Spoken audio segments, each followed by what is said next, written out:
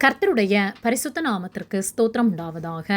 கர்த்தராகிய இயேசு கிறிஸ்துவின் நாமத்தில் உங்களுக்கு கிருபையும் சமாதானமும் உண்டாவதாக.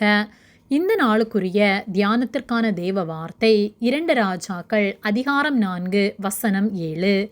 அவள் போய் தேவனுடைய மனுஷனுக்கு அதை அறிவித்தாள்.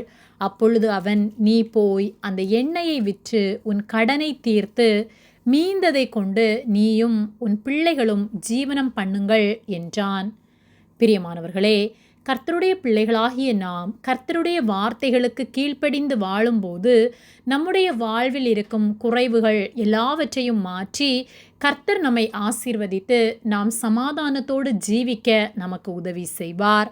2 ராஜாக்கள் 4:7 அவள் போய் தேவனுடைய மனுஷனுக்கு அதை அறிவித்தாள். அப்பொழுது அவன், நீ போய் அந்த எண்ணெயை விற்று உன் கடனை தீர்த்து மீந்ததை கொண்டு நீயும் உன் பிள்ளைகளும் ஜீவனம் பண்ணுங்கள் என்றான் என்று சொல்லப்பட்டுள்ளது. தீர்க்கதரிசிகளுடைய புத்திரர்களில் ஒருவனுடைய மனைவி எலிசாவினிடத்தில் வந்தாள். என் புருஷன் கடன்பட்டு இறந்து போனான். இப்பொழுது கடன் தந்தவர்கள் என்னுடைய 2 குமாரர்களை அடிமைகளாக்கி கொண்டு போகும்படியாக வந்திருக்கிறார்கள் என்றாள். அப்பொழுது எலிசா, உன்னிடத்திலே என்ன இருக்கிறது என்று கேட்டபோது அவள், ஒரு குடம் எண்ணெய் அல்லாமல் வேறொன்றும் இல்லை என்று கூறுகிறாள். உடனே எலிசா, உன் பக்கத்து வீட்டாரிடத்திலிருந்து குடங்களை வாங்கி நீயும் உன் பிள்ளைகளும் உள்ளே போய் கதவை பூட்டி அந்த குடங்களிலே எண்ணெய் வார்த்து வையுங்கள் என்று சொன்னார். அதை அவள் அப்படியே செய்தாள். அவர்களிடத்திலிருந்த குடங்கள் எல்லாம் எண்ணெயினால் நிரம்பியது. அப்பொழுது எலிசா அவளிடம், எண்ணெயை விற்று உன் கடனை தீர்த்து மீந்ததை கொண்டு நீயும் உன் பிள்ளைகளும் ஜீவனம் பண்ணுங்கள் என்றார். நம்முடைய வாழ்க்கையிலும் நாம் கர்த்தருக்கு உண்மை உள்ளவர்களாக இருக்கும்போது நம்மிடத்திலே காணப்படுகிற கொஞ்சத்தை கொண்டு கர்த்தர் நம்மை திருப்தியாக நடத்துவார்.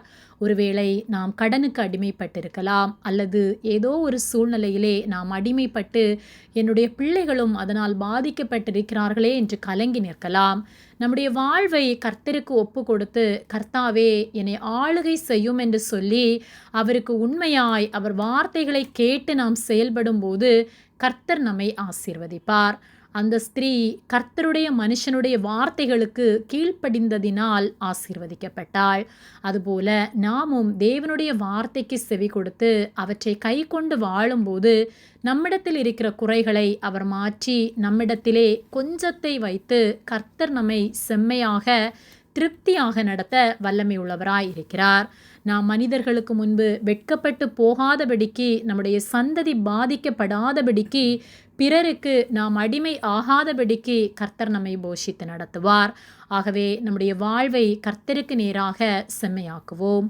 நம்மிடத்தில் காணப்படுகிற குறைவுகள் எல்லாவற்றையும் நீக்கி கர்த்தருக்கு உண்மையுள்ள வாழ்க்கை வாழ நாம் ஒப்பு கொடுக்கும்போது, கர்த்தருடைய வார்த்தைகளின்படி நாம் நடக்கும்போது நிச்சயமாக நம்முடைய வாழ்வு ஆசீர்வாதமாய் மாறும்.